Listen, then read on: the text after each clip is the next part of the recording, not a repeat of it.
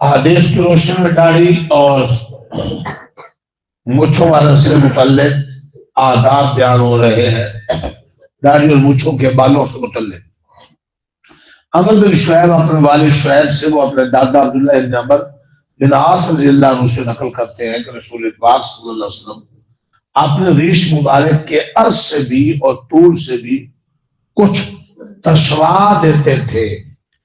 آپ علیہ السلام جی داڑھی مبارک کو عرض اور طول سے کچھ تشوا دیتے تھے، جب زیادہ لمبی ہوتی تو کچھ سائڈوں سے سامنے سے کٹوا دے، کل وضاحت کر دی۔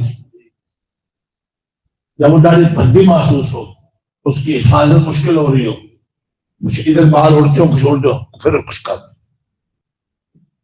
لیکن ایک مٹھی سے یعنی 4 انگل سے پہلے کاٹنا ناجائز۔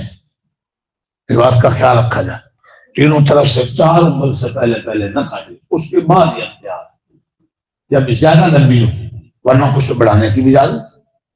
باقی کل آپ نے پڑھ لیا تھا انہک الشوارب وقف اللوحا، کل کے لیے میں کیا تھا؟ انہک الشوارب وقف اللوحا، مچھیں کٹاؤ، خوب کٹاؤ، یعنی مبالغہ چھوٹی کرو اور داڑھی بڑھاؤ۔ اللہ تعالیٰ عمل کرنے کی توفیق۔